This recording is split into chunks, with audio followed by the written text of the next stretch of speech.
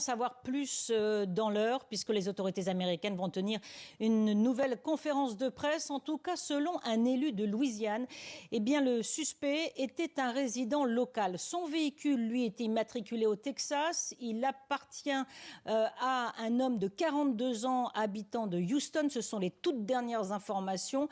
On ne sait pas si cet homme, ce propriétaire de véhicule, est impliqué dans cette attaque. En tout cas, le suspect, lui, habitait les environs de la Nouvelle-Orléans. Ce véhicule, un pick-up, est fouillé de fond en comble. On l'a entendu, un engin explosif de type artisanal a été trouvé à bord. Donc les experts de l'Agence fédérale des explosifs sont sur place pour voir si cet engin avait la capacité d'exploser ou pas. En tout cas, évidemment, on l'a entendu, le FBI est sur la piste d'un acte de terrorisme. L'enquête est ouverte dans ce sens. Reste qu'on ne sait toujours pas pourquoi le suspect a visé la Nouvelle-Orléans, une ville très touristique en cette période de vacances particulièrement. Oui, très touristique, Elisabeth, surtout que c'était au moment donné où les rues étaient noires de monde. Beaucoup de personnes y faisaient la fête, hein.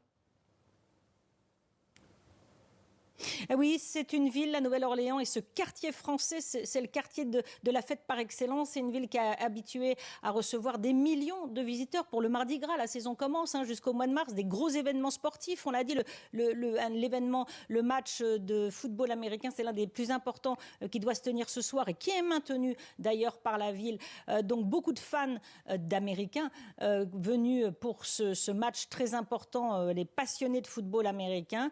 Et puis c'est une ville qui va accueillir le Super Bowl, qui est la grande finale du championnat de football américain. Donc évidemment, la Nouvelle-Orléans va revoir son dispositif de sécurité dans la ville. Bourbon Street, dans cette rue où s'est produite l'attaque, et bien justement, il y avait des travaux pour améliorer la sécurité, remplacer les bornes traditionnelles par des bornes amovibles en acier